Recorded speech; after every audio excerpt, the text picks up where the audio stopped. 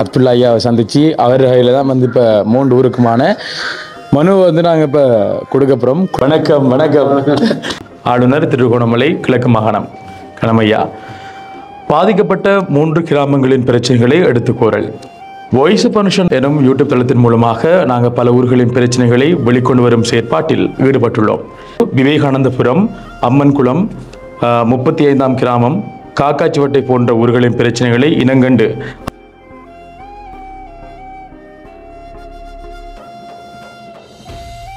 அப்போ அந்த வேலை இப்போ நாங்கள் 3 ஊருக்கு போயிருந்தோம்யா. இப்போ அந்த 3 ஊரில் மனுக்களை வந்து நான் கொண்டு வந்திருக்கிறோம். இப்போ வீடியோ இப்போ உங்களால் வந்து எல்லா வீடியோவும் பார்க்கலாது. காரணம் என்ன சொன்னாலும் வந்து உங்களுக்கு வேலை. அப்போ அதனால் என்னென்ன பிரச்சனையோ அதில் வந்து போன இதை விட கொஞ்சம் வித்தியாசமாக நாங்கள் ரெடி பண்ணி கொண்டு வந்திருக்கோம். ஒரு நியூஸ் பேப்பர் பார்க்குற மாதிரி இருக்கும் உங்களுக்கு. கொஞ்சம் பாருங்க. அதாவது பிரச்சனை என்னன்னால் இப்போ அந்த பிரச்சனை ஃபோட்டோலாம் வந்து அட் பண்ணி தான் வரும். இதில் நாம் கவனிக்கக்கூடிய விடயத்தை பார்த்தால் இந்த கட்டிடம் கட்டுவதற்கு பல மில்லியன் ஒதுக்கப்பட்டிருக்கும். அவ்வாறு ஒதுக்கிய ஏழை மக்களின் பணம் எங்கே? இங்குள்ள மக்களின் அன்றாட தொழிலாக விவசாயம் மற்றும் கால்நடை வளர்ப்பு, சேனை பயிற்சி என்பனவே காணப்படுகிறது. வீடுகளில் இயலாத நிலையில் உள்ள நோயாளிகளை அவர்களது வீடுகளுக்கு சென்றும் பார்வையிட்டு மருந்து வழங்கியதாகவும் தற்போது கடந்த ஒரு வருடமாக இந்த சேவை நிறுத்தி வைக்கப்பட்டுள்ளதாகவும் மிகவும் கவலையோடு வருத்தத்தோடும் கூறுகின்றார்கள். நல்ல ஒரு பணி. ஏன் இந்த மேடம் டிபார்ட்மெண்ட் ஆஸ்பத்திரி போக வைத்தியசாலை அத்தியட்சியோட சம்பளம் உடனடியாக பேசுவேன். கண்டிப்பாக கட்டாயம் பாராட்டத்தக்க சேவை, போற்றத்தக்க ஒரு சேவை. அதில் நிறுத்தினங்க கவலைக்குரியது. இப்படி செய்கிறதே பெரிய பணி. அரசு சம்பளத்தில் இருக்காங்களே செய்யாத பணி சரி. இப்போ நேற்று கூட எங்களோட கூட்டத்தை மக்களுக்காக வேண்டிய வேலையை செய்யுங்க. இப்போ விவேகானந்தபுரத்தில் ஒரு பாடசாலை ஒன்று கட்டுப்பட்டு கிடக்கு 7 வருஷம் ஆடு சொல்லக்குள்ள நீங்கள் கட் பண்ணலாம் பார்ப்பீங்க. அப்துல்லா ஐயா வந்து அவர் கட் பண்ணி அப்படி தான் கிடக்க முடிஞ்சு. அது ஒரு காணொலியுடைய கட்டக்குள்ள வெட்டு கிழிஞ்சி இருக்கு. இது வந்து ஒரு கோடல் மணலில் கட்டிருக்காங்கன்ற மொழி விவரங்களுக்கு தெரியும். இதெல்லாம் வந்து கண்டிப்பாக எடுத்து காட்டணும். ஏன்னு சொன்னால் விளையாடி இருக்காங்க, புதுமேஷம் வந்து விளையாடி இருக்காங்க. பட்டிருப்பு கல்வி வலயத்தில் அந்த நம்பர் எடுக்குமா? வீடு தேவையான வீடு இல்லை, வீடு தேவையில்லாத வீடு இருக்கு. காரணம் என்னன்னா முற்றுமுழுதாக முடிக்கப்பட்ட வீட்டில் அங்கே யாரும் இல்லை. ஆனா அதே ஊர்ல பாத்தீங்கன்னு சொன்னா இதே மாதிரி குடிசையில வாழ்றவங்க இருக்காங்க. இங்க பாருங்க தெரியும், கீழே கூட மண் நிலத்தில் இருக்காங்க. ஆனா அதே ஊர்ல வந்து கட்டப்பட்ட வீடெல்லாம் பூட்டப்பட்டு அவங்களுக்கு இப்ப அரைவாசி காசு அரசாங்கம் தரும். அரைவாசி காசை வந்து அவங்க கொடுப்பாங்களாம். அரைவாசி காசு இருந்தா தான் வீட்டை வந்து முடிக்கலாமா. உண்மையில வந்து அந்த அரைவாசி காசு கொடுக்குற அளவுக்கு அவர்கிட்ட வந்து அந்த ஒரு காசு இருக்குன்னு சொன்னால் அவங்க இதை விட ஒரு பாதுகாப்பான ஒரு கொட்டில ஒன்று அமைச்சிருப்பாங்க. அந்த வீடு அவங்களுக்கு தேவையில்லை. உண்மையிலே அரசு அதிகாரிகள் வந்து இந்த வீட்டு திட்டங்களை பார்த்து பேரில் எடுக்கக்குள்ள வந்து உண்மையிலே பாதிக்கப்பட்ட மக்களுக்கு வந்து போய் சேரணும். ஒரு நோயாளி பிரச்சனைனாலும் அந்த டாக்டர் என்ன செய்வாங்கன்னா வீட்டுக்குள்ள போயிட்டு அந்த பிரச்சனையை பார்ப்பாங்களாம். இல்லை சீரியஸ் மட்டக்களுக்கு போகணும் அவசரமாக போகிறது கொண்டு போண்டா அது அவங்க வர ஆம்புலன்ஸ்லேயே வந்து ஏற்றிட்டு போய் அந்த சேவையை வந்து செய்வாங்களாம். பாராட்டத்தக்க பணி தான் இப்படி பணி செய்ய அடுத்து சகல வாய்ப்புகளும் வசதி செய்யப்பட்டிருக்கு. இந்த மக்கள் இதை செய்யாது யார் செய்யற? அடுத்த குரங்கு பிரச்சனை பிரச்சனை. இரண்டாலும் இப்போ சொல்றதுக்கு சிரிப்பா இருக்கலாம். உண்மையிலே அந்த பயிரச்சத்துக்கு ஏறாம இருக்கு. இலங்கையில பிரச்சனை வந்து குரங்கு யானை தான். குரங்கு யானை பிரச்சனை, கடும் பிரச்சனை கிடையாது. இக்கிராமத்தில் கிட்டத்தட்ட 370 குடும்பங்கள் காணப்படுகின்றன. இதில் 65 குடும்பங்களுக்கு பெண்களே தலைமை தாங்குகின்றனர். உண்மையில இந்த பெண் தலைமைத்துவ குடும்பங்களில் வந்து பாவதானிச்சு அவங்களுக்கான ஒரு வாழ்வாதாரம், தொழில்நுட்பம், அடுத்த அவங்க இப்போ குழந்தையெல்லாம் இருக்கும், விட்டுட்டு போயிருப்பார். அந்த பிள்ளை வந்து மேலதிக படிப்பு படிக்கிறதுக்கு உதாரணத்துக்கு காக்காச்சிவட்டை அந்த கிராமத்தில் பார்த்தீங்கன்னு சொன்னால் வந்து அங்கேருந்து கிட்டத்தட்ட 15 கிலோமீட்டர் போகிறது மட்டுமே. வாரத்துக்கு 15, கிட்டத்தட்ட 30 கிலோமீட்டர் ஃபுல்லாக படிக்கிறதுக்கு போகணும் கிளாஸ் மேலதிக வகுப்புக்காக. இந்த கிராமத்தில் இருக்கக்கூடிய முக்கிய பிரச்சனையாக காணப்படுவது சட்டவிரோத வடிசாராயம். ஜனாதிபதி அவர்கள் ஒரு திட்டத்தை கிளீன் ஸ்ரீலங்காண்டா இந்த ஊத்த மட்டும் துப்புராக்க இல்லை, சகல சுரைகளில் அதில் முக்கியமாக வந்து இந்த போதைப் பொருட்கள், இந்த கள்ளச்சாராயங்கள் அதையும் இல்லாமல் அதையும் கிளீன் பண்ணணும். இதை தட்டி கேட்பவர்களை தாக்க வருவதாகவும் போலீசாரிடம் பலமுறை கூறிய போதும் ஒரு சில போலீசார் அவர்களிடம் கைக்கூலி வாங்கி அவர்களுக்கு ஆதரவாக இருப்பதாகவும் மக்கள் கவலையுடன் கூறினார்கள்.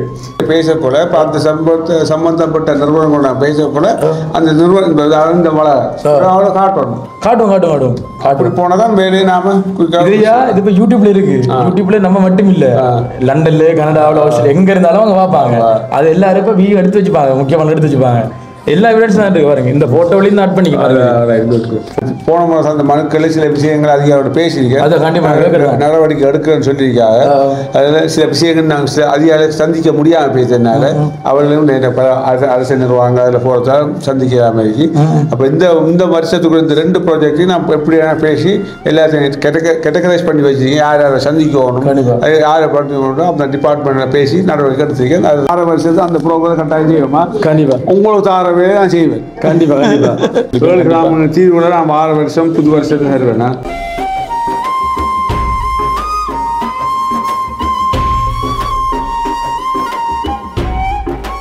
அன்புள்ளங்களுக்கு வணக்கம். இலங்கையிலிருந்து வாய்ஸ் ஆஃப் அனுஷான். இப்போ நான் எங்கே நிற்கிறோம் அப்படின்னு சொன்னால் மட்டக்களப்பு மாவட்டம். நாங்கள் இப்போ எங்களோட ஊர்லேருந்து ஒரு பக்கத்தில் ஒரு ரோட்லேருந்து தான் இப்போ நாங்கள் பேசி கொண்டிருக்கிறோம். என்ன அப்படின்னு சொன்னால் உங்களுக்கு தெரியும், 2 நாளைக்கு முந்தி 2 வீடியோக்கள் போட்டிருந்தேன், மனசை வந்து உடைச்சிட்டாங்க அப்படி சொல்கிறான்னு சொல்லிட்டு. அதுக்கப்புறம் நிறைய பேர் வந்து மோட்டிவேஷனாக நிறைய விஷயங்களை வந்து கதைச்சாங்க. உண்மையில் வந்து நம்ம யாருமே வந்து திருப்திப்படுத்த முடியாது, விளங்குதா? உண்மையிலே இப்போ ஒரு ஆளை திருப்திப்படுத்தினா இன்னொரு ஆளுக்கு பிடிக்காது, இன்னொரு ஆளை திருப்திப்படுத்தினா இன்னொரு ஆளுக்கு பிடிக்காது. அப்போ திருப்திப்படுத்துறது வந்து எந்த வேலை இல்லை, எந்த வேலை வந்து மக்களுக்கான சேவை. அப்போ இடைக்கிடைக்க வந்து மனம் குழம்பி அது மனசு கஷ்டமாக, அதாவது செய்யாத தப்புண்ட வந்து செஞ்சண்டவர்கள் வந்து அது மனசு கஷ்டமாக போகும். உண்மையிலே இப்போ இருந்ததில் இந்த மீண்டு வந்து ஒரு மோட்டிவேஷனாக வந்து இப்போ எழுந்து வந்திருக்கிறோம். அதாவது இப்போ எனக்கும் கொஞ்சம் மூளை இருக்குது, ஏன்னா சுயமாக யோசிக்கக்கூடியமாக மூளை ஒன்று இருக்குது. இப்போ எனக்கு என்ன தோணுதோ நான் அதன்படி நடந்து விடுறேன். பார்க்கலாம், காலம்தான் எல்லாத்துக்கும் வந்து பதில் சொல்லும் என்ன நடக்குன்னு சொல்லிட்டு. அந்த வேலை உங்களுக்கு தெரியும், இந்த எங்களுடைய MLD இந்த திட்டம் வந்து நாங்கள் எப்படி செய்ய போகிறோம்ன்றது வந்து நாங்கள் இப்போ மைண்டுக்குள்ளே வந்து நாங்கள் வந்து ஃபிக்ஸ் பண்ணிட்டோமே எப்படி செய்ய போகிறோம்னு சொல்லிட்டு. அதாவது எங்கள்கிட்ட திட்டம் ஒன்று இருக்குது. திட்டம் எல்லாம் வந்து பாஸ் ஆகி அப்ரூவல் ஆகி வந்ததுக்கு பிறகு உங்களுக்கு நாங்கள் வீடியோவில் வந்து நாங்கள் ஒஃபிஷியலாக சொல்லுவோம். மக்கள் வந்து இப்போ என்னத்தை எதிர்பார்த்தாங்களோ அனுஷம் வந்து தாரானான்னு சொல்லிட்டு நீங்கள் எதிர்பார்ப்பீங்க. அது வரைக்கும் அந்த ஒரு அப்ரூவல் வந்து கிடைக்கும் வரைக்கும், அது வந்து நாங்கள் ஒஃபிஷியலாக சொல்லும் வரைக்கும் நாங்கள் இந்த MLD பயணத்தை எங்களுடைய இந்த சேனலூடாக வந்து நாங்கள் 3 பேருமா சேர்ந்து வந்து நாங்கள் கண்டிப்பாக தொடருவோம். இப்போ அந்த வகையில் வந்து கொஞ்சம் காலம் வெயிட் பண்ணி கொண்டிருங்க, எல்லாம் வந்து நன்மையாக நடக்கும். அதே இதில் இன்னும் ஒரு முக்கியமான விஷயம், சந்தோஷமான விஷயம்னு சொன்னால் உங்களுக்கு தெரியும், நம்மளுடைய ரதியம்மா வந்து ஒரு யூடியூப் சேனல் உண்டு தனக்கு வந்து திறந்து சொல்லி சொன்னவங்க. ஏன்னா அப்போ அங்கே சொல்லியிருப்போம் 2 நாளில் வந்து ஆரம்பிக்க போகிறோம், 2 நாளில் வந்து ஆரம்பிக்க போகிறோம்னு சொல்லிட்டு. இன்றைக்கு வந்து ஒஃபிஷியலாக வந்து ரதியம்மாவுக்கு வந்து நாங்கள் யூடியூப் சேனல் வந்து திறந்தாச்சு. எங்களுடைய புது சேனலில் புது வீடியோ நாங்கள் போட்டிருப்போம். கண்டிப்பாக அது என்ன பேரில் இருக்குது அப்படின்னு சொன்னால், அப்போ நாங்கள் நிறைய வகையில் யோசிச்சுனாங்க, அம்மாவோட பேர்லாம் வச்சு நாங்கள் நிறைய வகையில் யோசிச்சுனாங்க. என்ன பேரை வைக்கலாம்னு சொல்லிட்டு. அதுக்கப்புறம் வந்து சில ஐடியாக்கள் வந்துச்சு. இப்போ அம்மாவோட பேரோ இல்லை வேறு பேர் வைக்கக்குள்ளே வந்து அதை சேஞ்ச் பண்ணி எடுக்கிறது வந்து கடுமையாக கஷ்டமாக இருக்கும். இப்போ வாய்ஸ் ஆஃப் ஃபவுண்டேஷன் வரக்குள்ளே அந்த வாய்ஸ் ஆஃப் ஃபவுண்டேஷன்ன்றது வந்து எல்லாருக்கும் தெரிஞ்ச பேர். அந்த வாய்ஸ் ஆஃப் ஃபவுண்டேஷனை வச்சு கொஞ்சம் மாற்றி செஞ்சோம்டா இனி இந்த சேனலில் வந்து சேஞ்ச் பண்ணக்கூடாது, அதே மாதிரி சேஞ்ச் பண்ணி பார்ப்பாங்கன்ற அடிப்படையில் வந்து நாங்கள் பேர் என்ன வச்சுருக்கோன்னு சொன்னால் வந்து எல்லாரும் கேள்விப்படக்கூடிய பேர் தானே, வாய்ஸ் ஆஃப் ஃபவுண்டேஷன் ப்ளாக் அப்படின்னு சொல்லிட்டு எங்களுடைய புதிய யூடியூப் சேனலில் வந்து புதிய வீடியோ இன்றைக்கு முதலாவது வீடியோ வந்து போட்டிருக்கோம். அதனுடைய லிங்க் வந்து பார்த்தீங்கன்னு சொன்னால் வந்துட்டு இன்றைக்கி அந்த டிஸ்கிரிப்ஷனில் வந்து கொடுப்போம், கமெண்ட்டுக்குள்ளே வந்து கொடுப்போம். நீங்கள் பார்த்து எங்களை இந்த சேனலுக்கு நீங்கள் எப்படி ஆதரவு வழங்குனீங்களோ அதில் வந்து நீங்கள் ஆதரவு வழங்கலாம். அது சம்பந்தமாக இதில் நான் பேச விரும்பல, இந்த யூடியூப் சேனல் லோகோ வந்து உங்களுக்கு காட்டுறேன் பாருங்கள், சரியோ? இதான் வந்து அந்த யூடியூப் சேனல் லோகோ. லிங்கை நாங்கள் போட்டிருப்போம், அந்த லிங்குக்குள்ளே கிளிக் பண்ணி அந்த வீடியோ பார்த்துட்டு பிடிச்சதுனா மட்டும் வந்து லைக் பண்ணுங்கள். அதில் நிறைய என்னென்ன விஷயங்கள் வந்து கதைக்க போகிறோம்ன்ற விஷயத்தெல்லாம் வந்து அதில் வந்து காய்ச்சிருப்போம். எப்படி வந்து யூடியூப் சேனல் ஆரம்பிச்சிருக்கோம் அம்மாவுக்குன்ற நீங்கள் பார்க்கலாம். வாய்ஸ் ஆஃப் ஃபவுண்டேஷன் ப்ளாக் என்ன நம்மளோட வந்து வாய்ஸ் ஆஃப் ஃபவுண்டேஷன், அது வாய்ஸ் ஆஃப் ஃபவுண்டேஷன் ப்ளாக் என்ன வச்சுருக்கேன். உண்மையிலே பேர் பிடிச்சிருந்தா நல்லா இருக்குன்னு சொல்லுங்கள் என்ன. ஓகே, அந்த சேனலுக்கு வந்து சப்போர்ட் பண்ணி உங்களுடைய ஆதரவு தாங்க. நாங்களும் இதிலேயும் வந்து நிறைய மாற்றங்கள் எங்களுடைய அந்த வாய்ஸ் ஆஃப் ஃபவுண்டேஷன் யூடியூப் சேனத்தில் வந்து மக்களோட கருத்துக்கணுங்க நிறைய மாற்றங்களையும் வந்து நான் கொண்டு வர காத்து கொண்டிருக்கோம். அதே நேரத்தில் பார்த்தீங்கன்னு சொன்னால் வந்து இன்றைக்கு இந்த வீடியோ என்னத்துக்கான்னு சொன்னால் உங்களுக்கு தெரியும், நாங்கள் ஒவ்வொரு திங்கட்கிழையும் வந்து மனுவாக கொண்டு கொடுக்க போகிறோம்னு நாங்கள் சொல்லியிருப்போம். அந்த வகையில் வந்து இப்போ ஒரு சில விஷயங்களால் வந்து நாங்கள் இப்போ கொஞ்சம் மனசு குழம்பி கொஞ்சம் இடைநிறுத்தி வச்சுருந்தேன். நீ நம்மளுக்கு ஒரு தெளிவு மட்டும் பிறந்திருக்கேனே, எல்லாம் வந்து சேவை அப்படின்னு சொல்லிட்டு எதிர்வரும் காலங்களில் வந்து நீங்கள் ஆசைப்பட்டமா வந்து எல்லாமே நடக்கும். இப்போ அது வரைக்கும் எல்லாம் வந்து எனக்கும் ஒரு அப்ரூவல் வந்து கிடைக்கும் வரைக்கும் கொஞ்சம் வெயிட் பண்ணுங்க. அது வரைக்கும் எங்களுடைய இந்த MLD தொடங்கும். அதுக்கப்புறம் வந்து MLD வந்து குறைச்சி போட்டு நம்மளோட மற்ற விஷயத்தையும் வந்து கூட்டி மக்களுக்கு பிடிச்சமா வந்து நம்ம சேனலில் வந்து கொண்டு செல்லலாம் அப்படி சொல்லி கொண்டு இப்போ நாங்கள் மட்டக்களப்பு போகிறோம். மட்டக்களப்பு போயிட்டு கிழக்கு மாகாண ஆளுநருடைய ஒருங்கிணைப்பு செயலாளர், மட்டக்களப்பு மாவட்ட ஒருங்கிணைப்பு செயலாளரை சந்தித்து எங்கள்கிட்ட இந்த 3 கிராமத்தை நாங்கள் இப்போ சந்திச்சுனாங்க. அதுக்கப்புறம் என்ன 3 கிராமத்தில் கூடிய பிரச்சனையை வந்து நாங்கள் மனுவாக கொடுக்கப்புறம் மனுவாக கொடுத்து அந்த பிரச்சனையை வந்து விவரமாக கதைக்கப்புறம் தொடர்ந்து வீடியோ பாருங்கள், நல்ல ஒரு காணொலியாக வரும் அப்படி சொல்லலாம். அப்புறம் இதுக்கு முன்னாடி நம்ம சேனல் யாராவது முதல்ல பார்க்குறீங்க அப்படின்னு சொன்னால் கண்டிப்பாக சப்ஸ்கிரைப் பண்ணி அந்த வெள்ளைக்கு இருந்து கிளிக் பண்ணுங்கள். அப்போ தான் நம்ம போடக்கூடிய வீடியோவில் வந்து நோட்டிஃபிகேஷன் வரும். அதோட சேர்த்து நீங்கள் இன்னும் ஒரு சேனலை வந்து சப்ஸ்கிரைப் பண்ணணும். நான் சொன்னவன் வந்து வாய்ஸ் ஆஃப் அனுஷன் ப்ளாக்ஸ் அப்படின்ற சேனலை வந்து சப்ஸ்கிரைப் பண்ணி உங்களுடைய ஆதரவையும் வந்து விளங்குன்னு சொல்லிக்கொண்டு இப்போ நாங்கள் மட்டக்களை போகிறோம். அதில் லிங்க் மறக்காம கொடுத்துருக்கோம். பார்த்து வீடியோ பார்க்குற நீங்கள் வந்து சப்ஸ்கிரைப் பண்ணி உங்களோட ஆதரவை தாங்க. ஏன்னா வீடியோக்குள்ளே பாருங்க என்ன விஷயங்கள் இருக்குன்னு சொல்லிட்டு ஓகே இப்போ நாங்கள் போயிட்டு அங்கே வச்சு சந்திப்போம். ஓகே மக்களே, இப்போ பார்த்தீங்க அப்படின்னு சொன்னால் இப்போ நாங்கள் வந்துட்டோம். பாருங்க, ஆளுநர் கிழக்கு மாகாணம் இருக்குது. என்னென்னு சொன்னால் இப்போ இங்கே வந்து நம்மளுடைய அப்துல்லா ஐயாவை சந்தித்து அவர் கையில் தான் வந்து இப்போ 3 ஊருக்குமான மனுவை வந்து நாங்கள் இப்போ கொடுக்கப்புறம் கொடுக்குறது மட்டும் இல்லாது தெரிந்தானே உங்களுக்கு மனுவை கொடுக்கல வந்து அதில் என்னென்ன விஷயங்கள் இருக்கோ அதெல்லாம் உள்ளடை தான் கொடுப்போம். அடுத்த போன கிழமை கொடுத்த மனு வந்தால் வந்து எல்லா இடத்தையும் போய் சேர்ந்துட்டான்ற விஷயத்தையும் வந்து கேட்கலாம். இப்போ போகலாமாங்க. கியூஸ்மி, வணக்கம் ஐயா. வணக்கம் வணக்கம் வணக்கம். இவனுக்கு ஒவ்வொரு நாளையும் வேலையாக போச்சு. வருஷம் முடிய போது வந்து அதான் அடுத்து வந்து காலையில் ஐயா வந்து காய்ச்சி உண்மையிலேயே ஒரு எளிமையான மனுஷன். காலையில் கோல் எடுத்துனார் ஐயா, இன்றைக்கு நாங்கள் வருவோம்னு சொல்லினார்.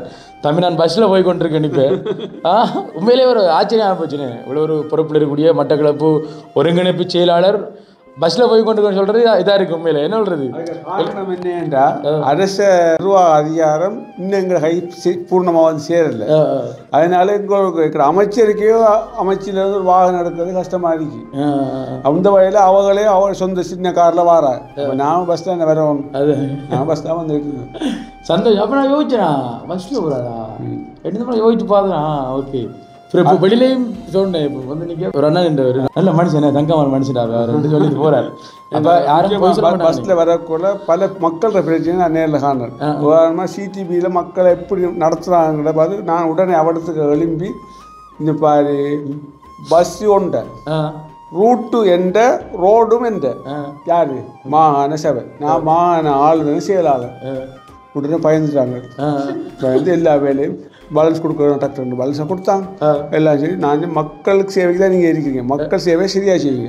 அது சிடிபி டிரைவர் மாறுறேன் கண்டக்டர் மாறுறேன் கூப்பிட்டு பிரச்சனையை சொல்கிறேன். நான் இந்த சீட்டு கிழிஞ்ச பஸ்ஸை நீங்கள் வழி எடுத்து வந்தேன், காசு எல்லாட்டும் ஒரு சமரசமான்றான். சீட்டு கிழிஞ்ச பலகையில் இருக்கிறதுக்கு அதே காசு தான் எடுக்க, குஷன் போட்டிருக்க சீட்லேயே அதே காசு தான். அடுத்த பஸ் வர கூட இந்த பஸ் வரக்கூடாது, சீட்டெல்லாம் கிளீன் பண்ணி சீட்டெல்லாம் இந்த பஸ்ஸை வழி எடுக்கிறோம் க்ளீனாக வரணும். ஏன்னா நாங்கள் கிராமத்து மக்கள் தான் அவங்க பணம் தாரோம், வரி தாரோம். அப்போ எங்களுக்குள்ள ஒரே வாகனம் இதுதான். இதை சரியா கொண்டு வரணும். கொழும்பு போறதுக்கு மட்டும் ஏசி பஸ் அனுப்புறீங்க, கிராமத்து நகரத்துக்கு எங்க வேலைக்கு அன்றாட வேலைக்கு வாங்க சாருங்க கருத்தை சொன்னேன். அடுத்த நாள் அந்த பஸ்ஸை பார்த்து சீட்டு ரிப்பேர் பண்ணி வந்துருந்துச்சு. Super super. அதுக்காக ஒரு சிலருக்கு நீங்க சீட்ல இருந்து ஒரு சிலர் தெரியாதுன்னு நீங்க ஆரம்பத்தில் தெரியாது, ஆறு தெரியாது.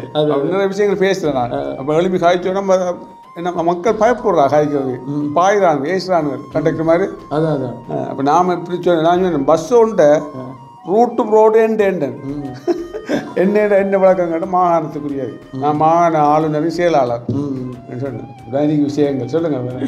இப்படி தானே ஐயா நானும் ஒரு குற்றம் பண்ணி சொல்லிட்டு போலீஸ் அதிகாரியோட சண்டை போட்டு இப்போ எனக்கு வாட்ச் வழக்கு ஒரு தப்பை தட்டி கேட்க போகுது. அது பிரச்சனை இல்லை. அது நான் தைரியமாக மக்களுக்காக தான் தட்டிக்க போனேன். அது பிரச்சனை இல்லை, நமக்கு அது பார்த்துக்கொள்ளலாம். இது 2ஆம் மாதம் இருக்குது, சரி அது பிரச்சனை இல்லை. என்னென்னு சொன்னாயா நாங்கள் போன கிழமை உங்கள்கிட்ட சொல்லியிருப்போம். நாங்கள் ஒவ்வொரு நாளும் கிராமங்களுக்கு போயிட்டு அங்கே இருக்கக்கூடிய பிரச்சனைகளை வந்து நாங்கள் மனுவாக வந்து ரெடி பண்ணி வந்து கொண்டு வரணும்னு சொல்லிட்டு அதுக்குரிய முழு ஆதரவையும் அதுக்கப்புறம் ஐயா வந்து காய்ச்சவர் 2 நைட் ஒரு நான் நினைக்கிறேன் ஒரு அவரை டைமை மினக்கிறது கிட்டத்தட்ட ஒரு 1/2 மணி நேரத்துக்கிட்ட என்னோட காய்ச்சி சொன்னார். தம்பி இப்படித்தான் சில இடங்களில் நீங்கள் போக்கில் வந்து நரியும் வரும், அதில் சேர்த்து எல்லாமே வரும். ஆனால் வரக்குள்ள வந்து நீங்கள் இது வேணும், கொஞ்சம் உணர்ச்சிகள் கூட கொஞ்சம் இளைஞர்கள் நீங்கள் பார்த்து கொஞ்சம் செயற்படணும். நாங்கள் ஒன்றும் யோசிக்க தேவையில்லை, நான் இருக்கேன் பாதுகாப்பு உங்களுக்கு அப்படின்னு சொல்லிட்டு ஐயா வந்து சொல்லியிருந்தார். அப்போ வந்து நிறைய மோட்டிவ் நான் வந்து சொல்லி கொடுத்தீங்க. அந்த வேலை சந்தோஷம் ஒரு ஆறுதலாக வந்து இருக்கிறதால அப்போ அந்த வேலை இப்போ நாங்கள் 3 ஊருக்கு போயிருந்தோம் ஐயா. அப்போ அந்த 3 ஊர் மனுக்களை வந்து நாங்கள் கொண்டு வந்துருக்கிறோம். இப்போ வீடியோ இப்போ உங்களால் வந்து எல்லா வீடியோவும் பார்க்கலாது. காரணம் என்ன சொன்னாலும் வந்து உங்களுக்கு வேலை. அப்போ அதனால் என்னென்ன பிரச்சனையோ அதில் வந்து போன இதை விட கொஞ்சம் வித்தியாசமாக நாங்கள் ரெடி பண்ணி கொண்டு வந்திருக்கோம். இப்போ பார்த்தீங்கன்னா உங்களுக்கு தெரியும், ஒரு நியூஸ் பேப்பர் பார்க்குற மாதிரி இருக்கும் உங்களுக்கு. விளக்குது கொஞ்சம் பாருங்க. அதாவது பிரச்சனை என்னன்னால் இப்போ அந்த பிரச்சனை ஃபோட்டோலாம் வந்து அட் பண்ணி தான் வரும். இதெல்லாம் வரும் முக்கியமான பிரச்சனை. அப்படியே நான் கதைப்பேன். இங்கே பாருங்க எல்லாமே ஒரு நியூஸ் பேப்பர் பார்க்குறமே உங்களுக்கு அப்படியே இருக்குது. ஏன்னா வீடியோ பார்க்க மாட்டேங்கானே எந்தெந்த ஒரு மணி நேரம் வீடியோ போகிறோம் நாங்கள், ஒரு மணி நேரத்து வீடியோவில் என்னென்ன இடத்துல இது முக்கியமான கண்டுபிடிக்க மாட்டேன். அப்போ அந்த இதுக்குள்ளேயே எல்லாத்தையும் நான் கட் பண்ணியிருக்கேன். நான் சொன்னேன் அந்த போன அந்த கரண்ட் கம்பி இங்கே பாருங்க, இந்த மரத்தை தட்டி காயமாக இருக்கு. இதெல்லாம் நாங்கள் வீடியோலேயே போட்டிருக்கோமே கிடையாது, ஆதாரம் இருக்குது. இப்போ இன்றைக்கு கொண்டு வந்த மனுவில் என்னென்னா மக்கள்கிட்ட நான் போன தடவை நான் வாக்கு கொடுத்துட்டேன், நான் என்னென்ன விஷயத்த வந்து கொடுக்க போகிறனோ அதெல்லாம் வெளிப்படையாக சொல்லுவேன். சொன்னால் தான் விளங்கும். அப்போ சும்மா உண்ட கவரை நாங்கள் இதுக்குள்ளே வச்சு போட்டு சும்மா தாரத்தில் வேலை இல்லை தானே ஐயா. அப்போ எங்கிட்ட நோக்கமே அதுதான். அப்போ அந்த வேலை நீங்கள் இருக்கலாம் ஐயா, நீங்கள் இருக்கலாம், நானும் இருந்து நான் இது பண்ணுறேன், பிரச்சனை இல்லை. என்றால் போன நேரம் வந்து உங்களை நிப்பாட்டி வச்சு கயச்சா மட்டும் சொல்லி எனக்கு ஏச்சிடாப்ப அப்படித்தானே. இப்போ ஒரு ஆளை பார்க்கக்குள்ள தெரிந்தானே எப்படி மனுஷன் என்ற விளங்கு தானே, இப்படி தெரிக்கலாம் தான் பிரச்சனை. பத்மநாதன் அனுஷன் சுரவணி டு மட்டக்களப்பு 23/12/2024. ஆளுநர் திருகோணமலை கிழக்கு மாகாணம் கணமையா. பாதிக்கப்பட்ட 3 கிராமங்களின் பிரச்சனைகளை எடுத்துக்கூறல். வாய்ஸ் ஆஃப் அனுஷன் எனும் யூடியூப் தளத்தின் மூலமாக நாங்கள் பல ஊர்களின் பிரச்சனைகளை வெளிக்கொண்டு வரும் செயற்பாட்டில் ஈடுபட்டுள்ளோம். அதற்கமைய தற்போது விவேகானந்தபுரம், அம்மன்குளம், 35ஆம் கிராமம், காக்காச்சிவட்டை போன்ற ஊர்களின் பிரச்சனைகளை இனங்கண்டு அதனை தெளிவான ஒரு மனுவாக இக்கடிதத்தோடு இணைத்துள்ளோம். இதனை கவனத்தில் கொண்டு இவ்வூர்களின் பிரச்சனைகளை தீர்த்து வைக்க நடவடிக்கை எடுக்குமாறு மிகவும் தாழ்மையுடன் கேட்டுக்கொள்கின்றோம். ஓகே, இப்போ முதலாவது வந்த வகையில் விவேகானந்தபுரம் என்ற ஊரில் இருக்கிற பிரச்சனை. இது வந்து நான் அதில் முழு விவரம் ஓகே. கௌரவ ஆளுநர் அவர்களுக்கு அறிய தருவது என்னவென்றால், போரதிவு பற்று பெல்லாவளி பிரதேச செயலகத்தில் காணப்படும் விவேகானந்தபுரம் அம்மன்குளம் என்ற ஊரை பார்க்க போனால் இவ்வூரில் கிட்டத்தட்ட 300 தொடக்கம் 350 குடும்பங்கள் உள்ளனர். இங்குள்ள மக்களின் அன்றாட தொழிலாக விவசாயம் மற்றும் கால்நடை வளர்ப்பு, சேனை பயிற்சி என்பனவே காணப்படுகிறது. இவர்கள் அன்றாட வாழ்க்கையை பல சிரமங்களுக்கு மத்தியில் வாழ வேண்டியதாக உள்ளது. அவற்றை பின்வருமாறு கவனிக்கலாம். அந்த வகையில் மட்பட் விவேகானந்தபுரம் பாமகள் வித்தியாலயம் தரம் 5 கல்வி கற்கக்கூடிய பாடசாலையாகும். அந்த வகையில் கடந்த 7 வருடங்களுக்கு முன்பு 2 அடுக்கு மாடி கட்டிடம் ஒன்று வேலை தொடங்கி முற்றாக வேலை முடியாமல் இடைநடுவே காண கிடப்பதை பார்க்கக்கூடியதாக உள்ளது. இதன் சுவர்கள் மழை நீரினால் பாதிக்கப்பட்டு உறுதியற்ற நிலையிலும் மற்றும் கட்டிட சுவர்கள் ஒரு நேரற்ற நிலையிலும் காணப்படுகிறது. இதில் நாம் கவனிக்கக்கூடிய விடயத்தை பார்த்தால், இந்த கட்டிடம் கட்டுவதற்கு பல மில்லியன் ஒதுக்கப்பட்டிருக்கும். அவ்வாறு ஒதுக்கிய ஏழை மக்களின் பணம் எங்கே? ஏன் இந்த கட்டிடம் இன்னும் நிறைவடையவில்லை? இதற்கு அதிகாரிகள் ஏன் இன்னும் நடவடிக்கை எடுக்கப்படவில்லை? எனவே தாங்கள் இதனை கருத்தில் கொண்டு இதற்குரிய நடவடிக்கை எடுத்து இந்த பாடசாலை கட்டிடத்தை முடித்து கொடுக்குமாறும் மற்றும் சிறுவர்கள் விளையாடக்கூடிய ஒரு சிறுவர் பூங்காவும் அமைக்க வேண்டிய தேவை உள்ளது. முக்கியமாக பாடசாலை சுற்றுமதில்கள் எதுவுமின்றி காணப்படுகிறது. இதற்குரிய சுற்றுமதில்களையும் அமைத்து தருமாறும் மிகவும் பணிவுடன் கேட்டுக்கொள்கின்றோம். நாங்கள் சொன்ன கட்டிடம் இதான ஐயா, பாருங்க. எந்த கல்வி கோட்டத்தில் இது வந்து பட்டிருப்பு, பட்டிருப்பு வலயம்.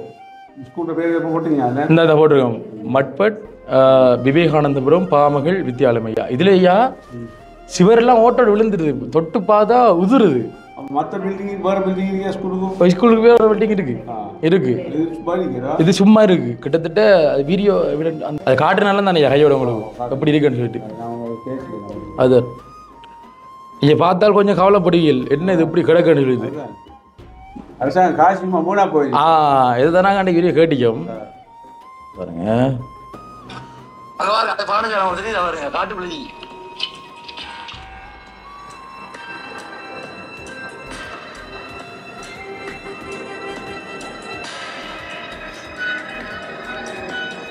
காசு செலவழிச்சு பயங்கரமா செலவழிச்சா முடிக்கணும். மக்கள் ராஜெல்லாம் மழையில கரையுதுடா. எப்படி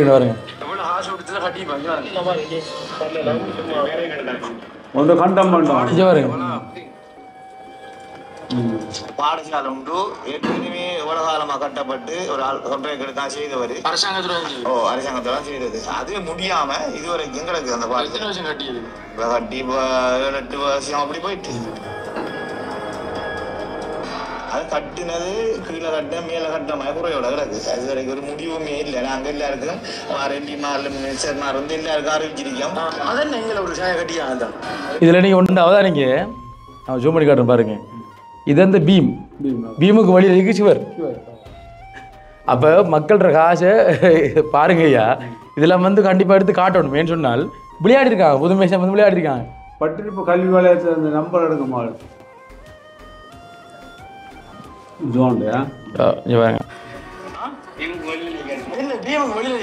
பாருங்களேன் அப்படி போகுது ஐயா சிவர்.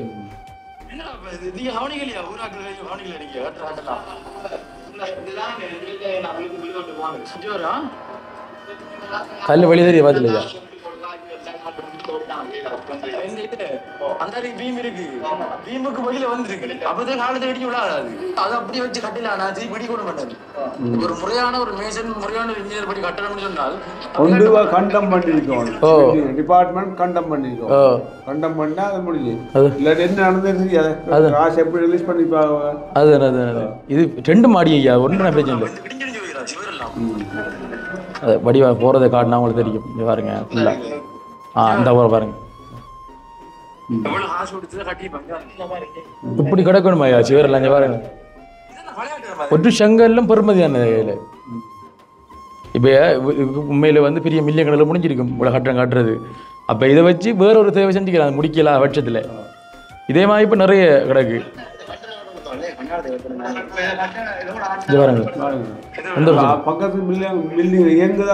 இயங்குதோ இந்த காட்டுறேன் இந்த பாருங்க இந்தாங்க அதுக்கு முன்னுக்கு இல்லை இல்லை இல்லை அந்த பில்டிங் கீழே கீழே ஓ காட்டம் பாருங்க, காட்டம் பாருங்க. இந்தாரு பாருங்க மேஷ் இருக்கு, பாடசாலை நடக்கு, அந்த கரும்புல எல்லாம் இருக்கு. இப்போ இது ஒரு பிரச்சனை ஐயாக்கு. இந்த பாடசாலையை வந்து கொஞ்சம் பார்த்து ஒன்று முடிக்கணும்.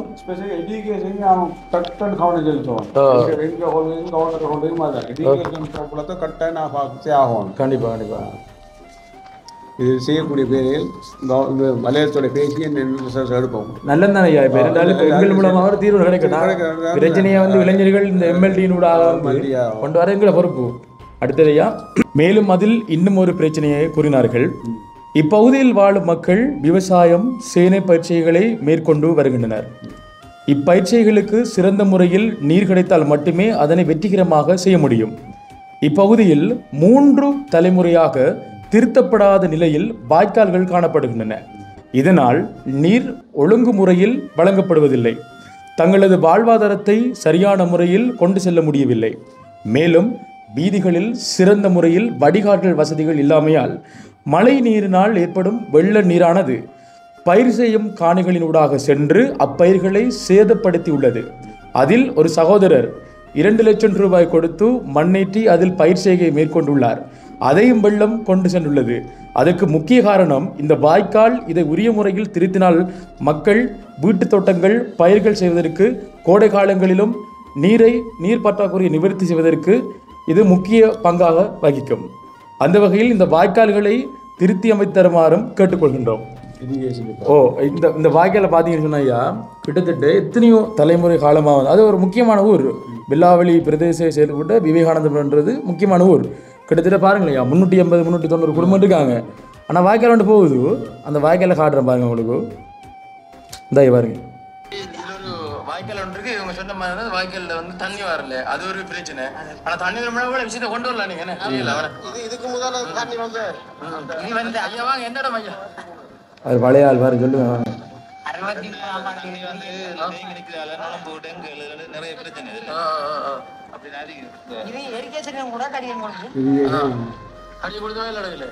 இங்க பாருங்க எல்லாம் ஒன்று சாக்கோல் வேணும், கமிஷன் அடிச்சு போட்டு கொஞ்சம். சரி, இதான் இந்த பிரச்சனையா. இங்கே பாருங்க, ஒரு பொடியன் அப்பா வந்து கல்யாணம் கட்டி வந்திருக்கான். ஒரு வாழ்வாரமாக வந்து கிட்டத்தட்ட 2 லட்சம் ரூபாய்க்கு மண்ணெத்தி போட்டிருக்கான். அந்த அளவுக்குள்ள மண்ணெத்தி போட்டுட்டு அந்த மழை வெள்ளத்தால அவனோட நிலைமை அடிச்சு செல்லப்படுது. பாருங்க இந்த பாருங்க தோட்டம் நாடி பாருங்க, தோட்டத்தில் அப்படி இடிச்சுட்டு அப்படி மண் அடிச்சு கொண்டு போய் பாருங்க. வாய்க்கால் தான் தோட்டம் நிலத்துல காணலையா. இது வெள்ளாமை. அதுக்குள்ள இது என்ன புறக்கன் புறக்கன். இது வந்து உங்களோட வளவு. இந்த வளவுக்குள்ள வந்து இவ்வளவுக்கு தண்ணி வர்றதுக்கான காரணம் வந்து அந்த வாய்க்கால்.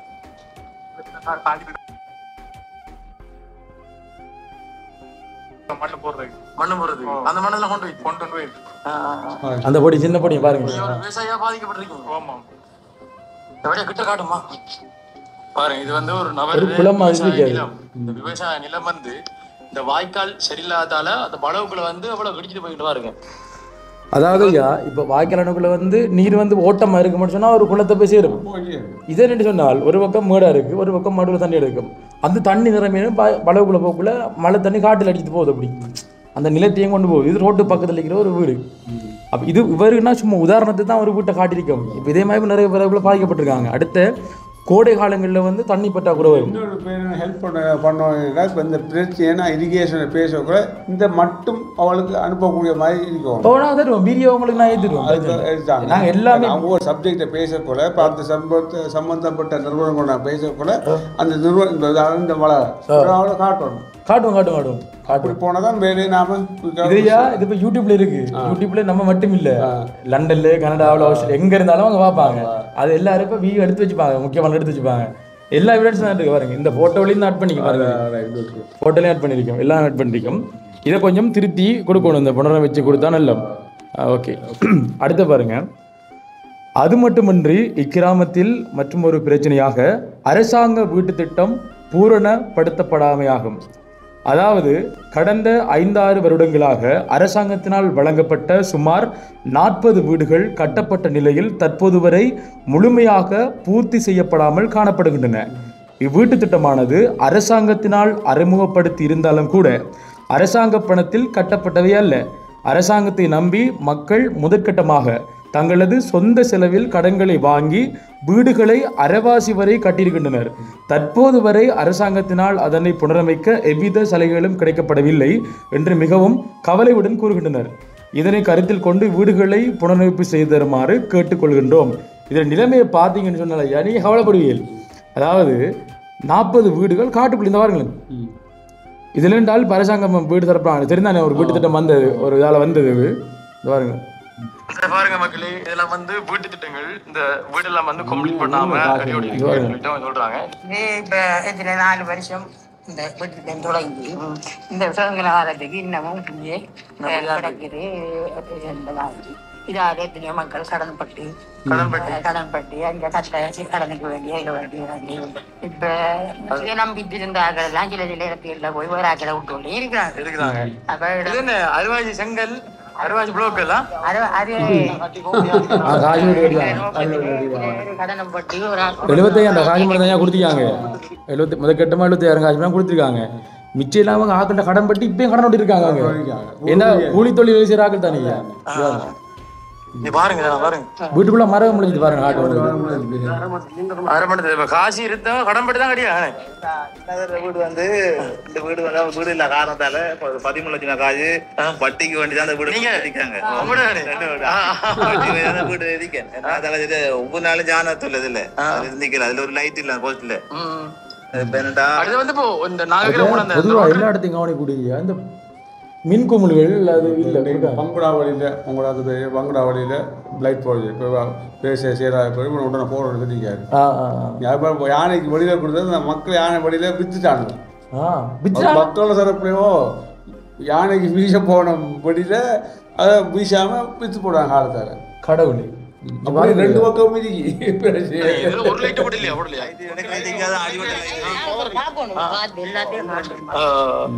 முக்கியமா தேவையா யானை வரக்கூடிய இடம் பெரிய பிரச்சனையா இருக்கு. அப்போ இன்றைக்கு கூட பங்குடாவளியில் ஒரு ஆள் பேசி இப்போ உடனடியாக செங்கலை பேச செயலாளர் பட்குணத்துக்கு நான் உடனே ஃபோன் பண்ணி நான் உடனே நீங்கள் சொன்னதுக்காக உடனே லைட்டை கொண்டு போடுறேன். ஏற்கனவே 18 லைட்டு கொடுத்துருக்கான்னு சொன்னார். இப்போ என்ன நடக்குதுன்னு தெரியாது. 2 பக்கத்துலேயும் இருக்கு. அதிகாரிகளும் நல்லா நடக்காது, மக்களும் மோசமாக நடக்கா. மக்கள் அப்படி ஒரு அதிகாரி நல்லா நடந்தால் மக்கள் மோசமாக நடக்காங்க, மக்கள் நல்லா நடந்தால் அதிகாரி மோசமாக நடக்காங்க. மக்கள் எல்லா மக்களையும் சொல்லலை. அதில் லீட் பண்ணுறாக்கள் ஒரு இதான ஒரு மாஃபியா மாதிரி ஒரு குரூப் ஒன்று இருக்கும். அவங்க அந்த முடிவு வச்சிருக்காங்க. நாளைக்கு போட கூட ஃபுல்லாக கொடுத்து வந்தீங்க. இங்கே வருங்க. கவலை இல்லை. என்னென்றால் இப்போ 40 வீடு காட்டுக்குள்ளே சும்மா ஆட்டி கிடக்கு. இதை நம்பி இப்போ அரசாங்கத்தை நம்பி காசு நம்பி கிட்டத்தட்ட இந்த கட்டிக்காங்க முடிச்ச காசு விட்டு கடன் பட்டி கடன் கட்டிலாம் இருக்காங்க. இது இந்த ஊர்ல மட்டும் கிடையாது, நிறைய இடங்களிலும் இந்த பிரச்சனை இருக்கு. நிறைய நாள் தாந்தாவை போனாங்க, தாந்தாவை ஒரு பாலம் கொண்டு இடிஞ்சு விழுந்திருக்க பார்க்கறது பார்க்க போன டைம்ல வீடு தெரியுது இல்லை, ஃபுல்லா காட்டு பத்தியா மாறி வீடு தெரியும். தாந்தாவில் இருக்கிற மக்கள் நீங்க கமெண்ட் பண்ணுங்க, உங்களுக்கு தெரியும். மகரப்பில் பார்த்து வந்துனாங்க, அதையும் காட்டும் உங்களுக்கு. சரியா, இது எந்த பிரச்சனை, இந்த வீட்டு திட்ட பிரச்சனை கொஞ்சம் பார்க்கணுமா, எல்லா இடத்தையும் பார்க்கணும். இன்னொரு முக்கியமான பிரச்சனை அவங்க சொல்லணும், சுனாமியில சவுதி அரசாங்கத்தால் பெரிய ஒரு ஊடக திட்டம் செய்து கொடுத்து அரச பிரச்சனையால அந்த பிரச்சனை அந்த வீடை வந்து 8-9 சுவாமி வருஷம் இவ்வளவு காலக்கும் அந்த வீடு இன்னும் மக்கள் ஒப்படைக்கலை, காடு வளர்ந்துச்சு.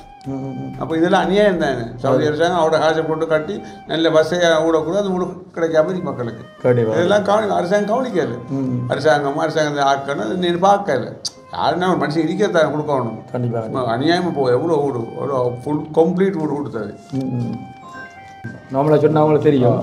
இதில் வந்து ஐயா இப்போ இந்த ரோடு இருக்குதானே ஐயா, இந்த ரோடு இது வந்து ஒரு பிரதான வீதி உடைஞ்சு கிடக்கு. அதே நேரத்தில் இந்த ரோடும் அவங்க கொஞ்சம் திருத்தப்பட நிலைமையில் இருக்குது. அதில் முக்கியமாக இந்த வேல் நடந்து தெரியா, பண்டைய பார்த்து நடந்து தெரியா கடை தெரியும். இதை பாருங்க ஐயா, எந்த சிபிக்கு வருது, இது களவாஞ்சுடிக்கு வரும், களவாஞ்சுடிக்கு வரும். ஒரு கம்பம் ஐயா கிட்டத்தட்ட 1 வருஷமா அது ஜானை தள்ளி விட்டு அது கொஞ்சம் சாஞ்ச மாதிரி நிலைமையில் இருக்குது. அது எப்போ விழுவுன்னு தெரியாது, அது நாங்கள் காட்டுவோம், வீடியோவில் காட்டுவோம். ஒன்று கீழே விழுந்து கிடக்கு ஒன்று மரத்தில் பட்டு போய் கிடக்கு. காயத்தை பாருங்க, கம்பி வட்ட கரெக்டாக அந்த மரம் இதுக்குள்ளே ஆக்கள் இருக்காங்க, வீடு இருக்குது இதுக்குள்ளே. அப்போ ஒரு பாதுகாப்பு நிலைமை இருக்கு. இதெல்லாம் வந்து கருத்தில் கொண்டு இதை கொஞ்சம் முடிச்சுட்டாங்க ஐயா. இது பேசி போன முறை அந்த மனுக்கள் சில விஷயங்கள் அதிகாரோட பேசியிருக்கேன், அதை கண்டிப்பாக நடவடிக்கை எடுக்கிறேன்னு சொல்லியிருக்காங்க. அதில் சில விஷயங்கள் நாங்கள் சில அதிகாரிகளை சந்திக்க முடியாமல் பேசுறதுனால அவர்களும் பல அரசு நிர்வாகம் அதில் போகிறதால சந்திக்காமல் இருக்கு.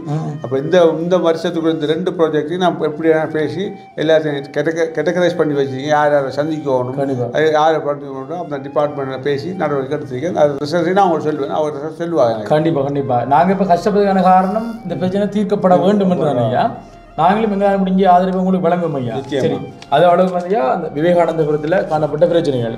சரி, அடுத்த வந்து 35ஆம் கிராமம், அதில் வந்து காணப்படுகின்ற பிரச்சனையை பார்ப்போம் ஐயா. போரதிப்பு பற்று பெல்லாவளி பிரதேசத்துக்கு உட்பட்ட கிராமமே 35ஆம் கிராமமாகும். இக்கிராமமானது 2 பிரிவுகளாக காணப்படுகின்றது. அவை கண்ணபுரம் கிழக்கு மற்றும் மேற்கு போன்ற பிரிவுகளாகும். இக்கிராமத்தில் கிட்டத்தட்ட 370 குடும்பங்கள் காணப்படுகின்றன. இதில் 65 குடும்பங்களுக்கு பெண்களே தலைமை தாங்குகின்றனர். இக்கிராம மக்களின் வாழ்வாதாரமாக விவசாயம் மற்றும் கூலித்தொழில் போன்றவை ஆகும். இந்த கிராமத்தில் இருக்கக்கூடிய முக்கிய பிரச்சனையாக காணப்படுவது சட்டவிரோத வடிசாராயம், கசிப்பு விற்பதாகும். கூலி வேலை செய்பவர்கள் அன்றாடம் வேலைக்கு சென்று தங்களது குடும்பங்களை வழிநடத்தி வருகின்றனர். இவ்வாறு இந்த சட்டவிரோத வடிசாராயம் அதிகமாக விற்கப்படுவதால் கூலி தொழில் செய்பவர்கள் அதில் கிடைக்கும் பணத்தை இந்த சட்டவிரோத வடிசாராயம் குடிப்பதற்கே செலவழிக்கின்றனர். இதனால் பல குடும்பங்கள் வறுமை கோட்டுக்குள் தள்ளப்படுகின்றனர். அக்குடும்பத்தில் வாழும் சிறுவர்கள் படிப்பதற்கு வசதியின்றி இடைநடுவே கல்வியை விட்டு வேலைக்கு செல்கின்றனர். இதனால் அச்சிறுவர்களின் வாழ்க்கை சிதைவடைகின்றது. இச்சட்டவிரோத வடிசாராயம் விற்பவர்கள் ஒரு குழுவாக இணைந்தே விற்பதாகவும், இக்குழுவானது பலமுறை போலீசாரினால் கைது செய்யப்பட்டு பிணை வழங்கப்பட்டு வந்ததாகவும், அவ்வாறு வந்த பின்பும் சட்டவிரோத வடிசாராயத்தினை காட்சி விற்பதாகவும் அம்மக்கள் கூறுகின்றனர். மேலும் பல ஊரிலிருந்தும் இந்த சட்டவிரோத வடிசாராயம் வாங்குவதற்காகவும் வருகை தருவதாகவும், அவர்கள் ஒரு ரவுடி கும்பலாக இருப்பதாகவும், இதை தட்டி கேட்பவர்களை தாக்க வருவதாகவும் போலீசாரிடம் பலமுறை கூறிய போதும் ஒரு சில போலீசார் அவர்களிடம் கைக்கூலி வாங்கி அவர்களுக்கு ஆதரவாக இருப்பதாகவும் மக்கள் கவலையுடன் கூறினார்கள். இந்த சட்டவிரோத வடிசாராயத்தினால் பாதிக்கப்படுகின்றவர்கள் பெரியோர்கள் மட்டுமல்ல, பாடசாலை மாணவர்கள் மற்றும் இளைஞர்கள் ஆவார். இப்பிரச்சனையினால் சிறுவர் துஷ்பிரயோகங்கள் ஏற்பட ஏதுவான சூழ்நிலை உருவாகின்றது. அதாவது இந்த வடிசார் அங்கே போன இடத்த உங்களுக்கு தெரியும். நான் உங்கள்கிட்ட முதலாவது உங்கள்கிட்ட சொல்லியிருப்பேன், ஐயா சொன்னேன் நான், ஐயா அப்படி பிரச்சனைன்னு சொல்லி ஐயா சொன்னார், இது வந்து போலீஸ் சம்மந்தப்பட்ட பிரச்சனை, நீங்கள் வந்து ஜிஎஸை தொடர்பு கொண்டுன்னு சொல்லி ஜிஎஸ் வந்தவர் கூட்டி வந்து அப்புறம் வந்து அவரோட காய்ச்சல் டைமில் ஜிஎஸ் வந்து ரெண்டால் ஜிஎஸ்ஐ வந்து பார்க்க முடியும் தரையிலாது. அப்போ அவர் அங்கே பிரச்சனையை சொன்னார். அந்த பிரச்சனையில் இது முதலாவது ஒரு பிரச்சனையை வந்து சொல்லியிருந்தார்.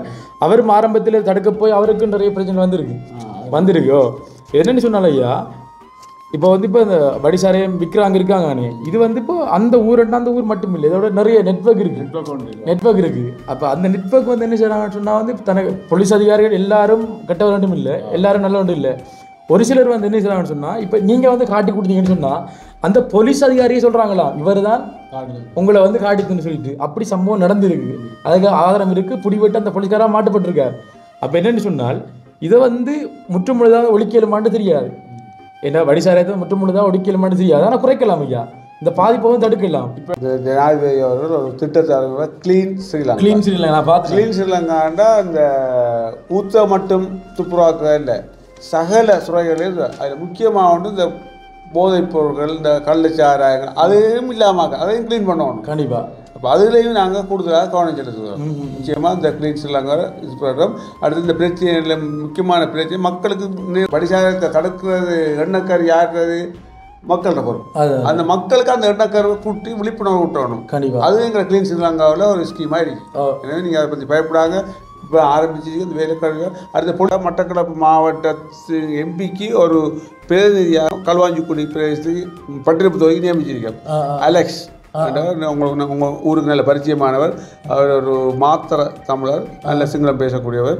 அவராக தான் அங்கே வச்சிருக்கோம். அவர் இந்த முறை எலெக்ஷனில் வேலை செய்ய அவரையும் நாங்கள் உடல் வேலை சம்மந்தப்படுத்தி இப்போ வேண்டிய வேலையை செய்ய நீங்களும் அவரோட சம்மந்தப்படுத்திங்க. அலெக்ஸ் கண்டிப்பாக இப்போ இது நாங்கள் சொல்கிறதுக்கான காரணம் இப்போ என்னென்னு சொல்கிறது, இதை வந்து தெரியப்படுத்தி அரசாங்கம் தெரியப்படுத்தி மக்களுக்கான உதவியை பெற்றுக் கொடுக்குறது தான். இதுவும் ஒரு உதவி திட்டம் தான். நாங்கள் புலம்பெயர் உதவி திட்டம் செஞ்சுனாங்க, இதுவும் உதவி தானே, உதவி தானே, பெரிய உதவி தானே, மக்களுக்கு உதவி செய்து தரணும், வழிகாட்டும். நான் சொல்கிறபடியாக தான் உங்களுக்கு தெரியும். இப்போ நிறைய பேர் எல்லாருக்கும் நேரடியாக போய் பார்க்கக்கூடிய. நான் அன்றைக்கு பஸ்ஸில் எழுப்பி பேசக்கூட மக்களுக்கு விளங்குது இப்படி தைரியமாக. இப்போ எனக்கு கூட அந்த கட்ஸ் வந்து அதிகாரம் மினிந்து தான் அந்த கட்ஸ் வந்துச்சு.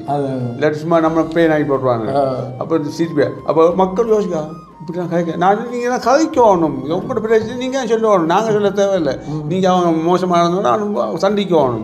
நீங்கள் தலையை குடிஞ்சு என்ன செய்ய, படித்தாங்க தலையை குடிஞ்சிருக்க, படிக்காங்க தலையை குடிஞ்சிருக்க, என்ன நடக்க போகுது சொன்னான். ரைட்டு.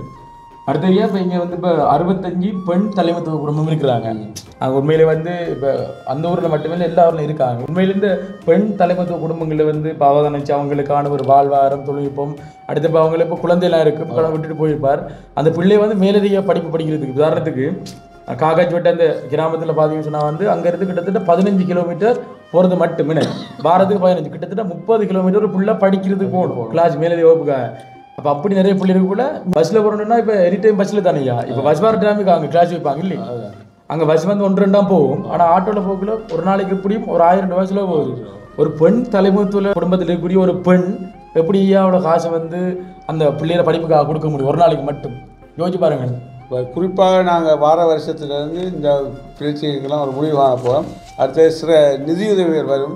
நிச்சயமாக நாங்கள் அந்த நிதி உதவிகளை கூட அந்த திருப்பதற்கான நடவடிக்கை எடுத்துக்கோம். வாழ்வாதாரத்துக்காக கண்டிப்பாக குறிப்பாக சீன அரசாங்கத்தால் வாழ்வாதாரத்தை கொடுக்குறது வந்திருக்கு. அந்த நிதி உதவிகளையும் அந்த குறிப்பிட்ட மக்களுக்கு வாழ்வாதாரத்துக்காக கொடுப்போம்.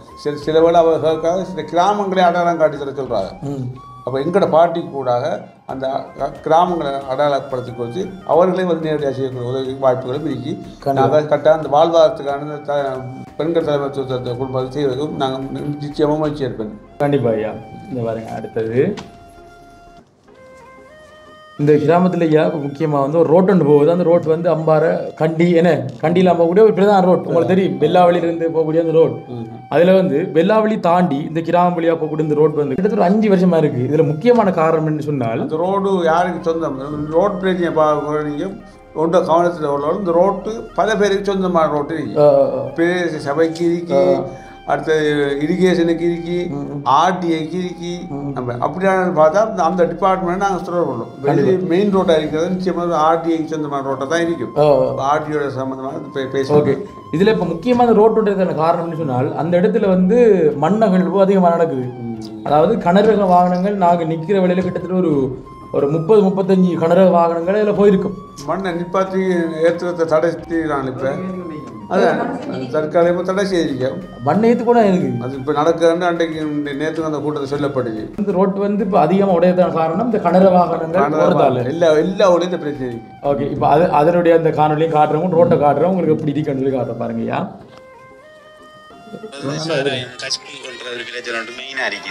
உங்களோட ஊர்ல வந்து இந்த கசிப்புன்றது அதிகமாக காணப்படுது. நிறைய இடங்கள்ல வீடு விடுதா உங்களுக்கு ரோட்டை காரணமாக நாங்களே இப்போ வாகனத்துல போய் பார்த்துனாங்க. இங்க பாருங்க மக்களே, இப்ப இந்த கார் தானே, இந்த கார் இந்த ரோட்டை பாருங்க இவ்வளவு பள்ளமா இருக்கு. உதாரணத்துக்கு இந்த பள்ளத்துக்கு போனா கார் தட்டும். இங்க பாருங்க,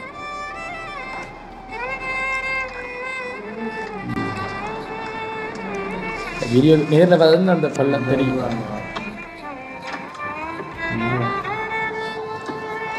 கல் ஒன்று இல்லையோ, கல்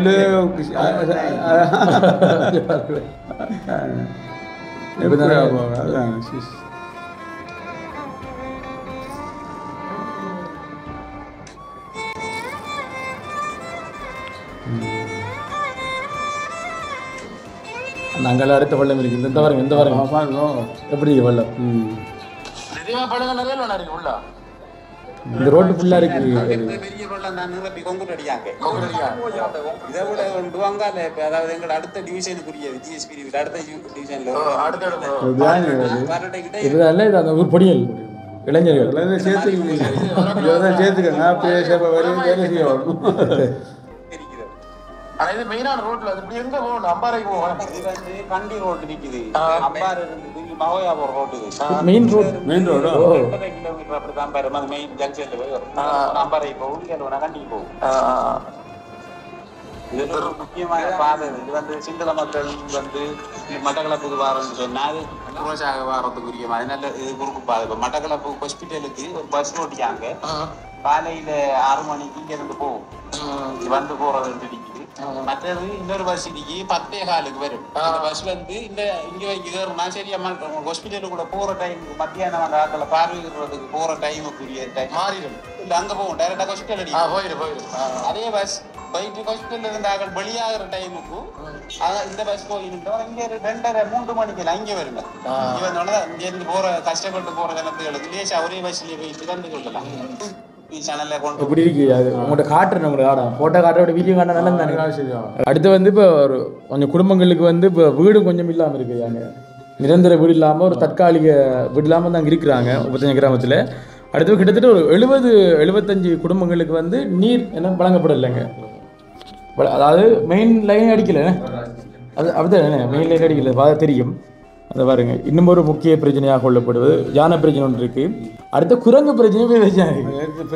ஓ 2 நாள் இப்போ சொல்றதுக்கு சிரிப்பா இருக்குல்ல. உண்மையிலே இந்த பயிரை செஞ்சதுக்கு ஏறாம இருக்கு. இலங்கையில பிரச்சனை வந்து குரங்கு யானை தான்.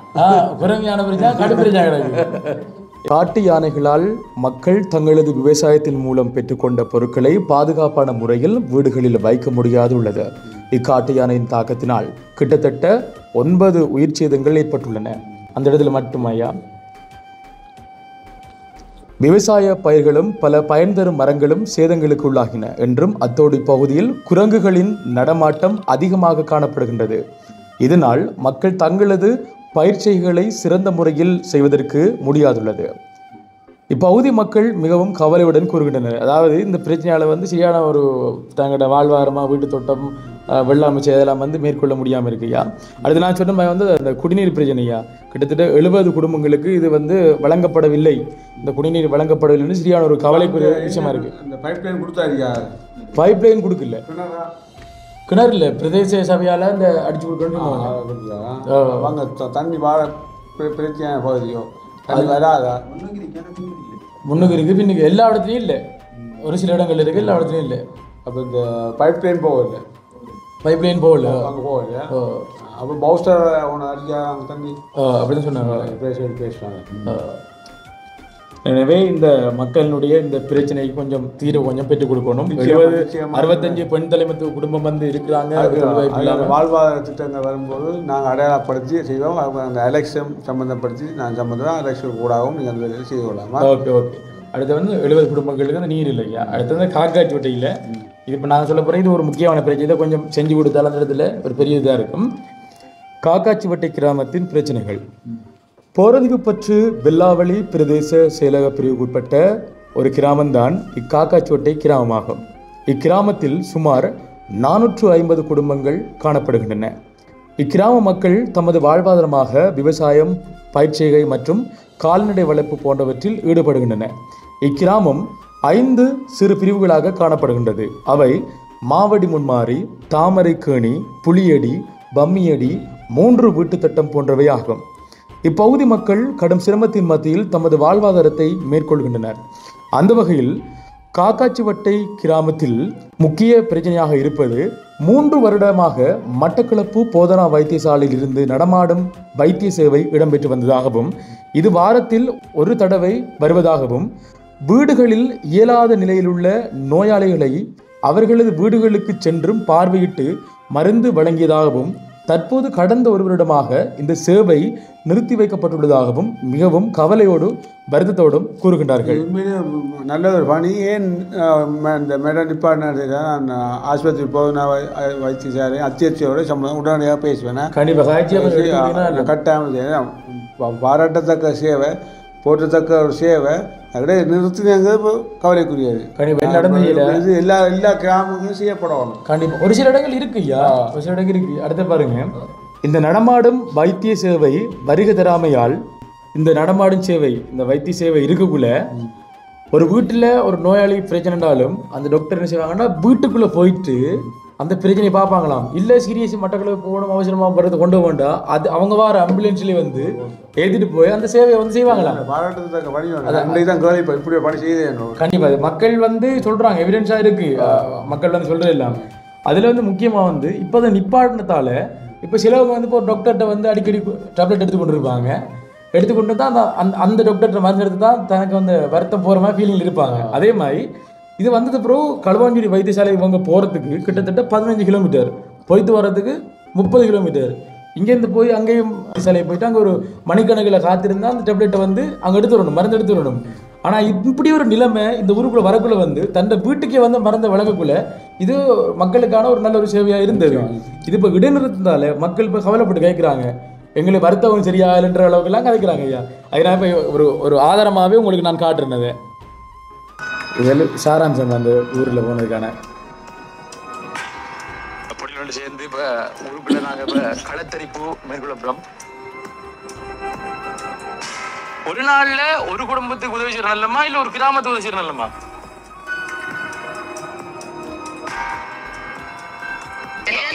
எங்களுக்கு ஹாஸ்பிட்டல் கட்டாயம் தேவை. என்னடா இங்கே பெங்கட காஜோட்டையில 450 குடும்பம் கிட்டத்தட்ட இருக்கு. அதே போல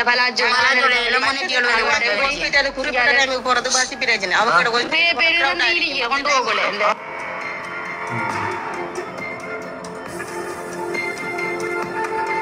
முக்கியமான பிரச்சனையா வந்து காக்காச்சோட்டையில வந்து நடமாடும் சேவை மருத்துவம் என்ன, அது வந்து கிட்டத்தட்ட ஒரு 3 வருஷமா வந்து இயங்கி வந்து சொல்லிட்டு இங்க இருக்கக்கூடிய கிராம மக்கள் வந்து சொல்லியிருந்தாங்க. அது பிரச்சனை இருந்து அவங்களோட வாகனத்திலேயே கூட்டிட்டு போய் அவங்க சேர்த்து அது ஒரு வசதி செய்தவங்க. அப்படியே சீரியஸா ஏன் அதை தரல அவங்க முதல் வந்து நடமாடும் சேவை வந்து இதை 1 மணிக்கு எனக்கு பழுகாம ஆஸ்பத்திரியிலேருந்து டாக்டர் பேசினார்.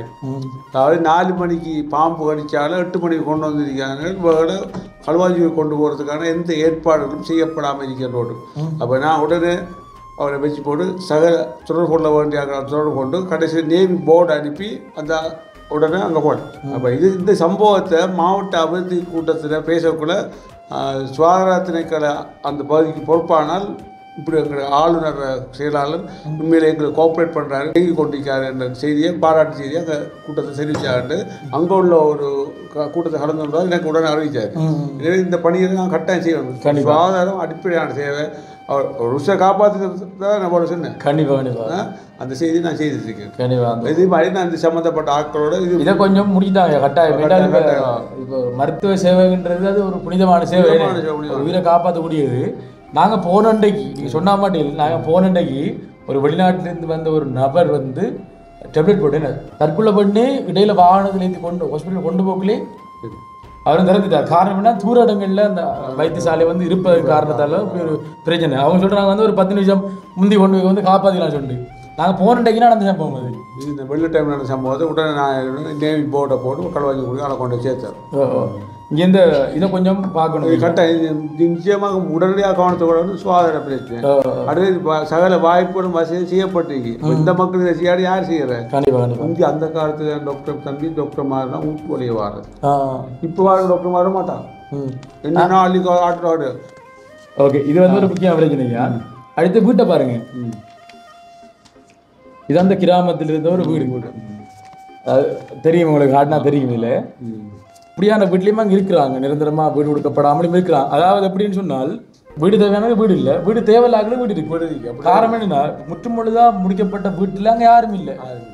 ஆனால் அதே ஊரில் பார்த்தீங்கன்னு சொன்னால் இதே மாதிரி குடிசையில் வாழ்றவங்க இருக்காங்க. எங்கே உள்ள ஊட எடுத்துட்டு இங்கே போயிருக்காங்க. இப்போ என்னன்னு சொன்னால் உண்மையிலே அரசு அதிகாரிகள் வந்து இந்த வீட்டு திட்டங்களை பார்த்து பேரில் எடுக்கக்குள்ள வந்து உண்மையிலே பாதிக்கப்பட்ட மக்களுக்கு வந்து போய் சேரணும் ஐயா. காரணம் என்னன்னு சொன்னால் நிறைய யோசிச்சு பாருங்க.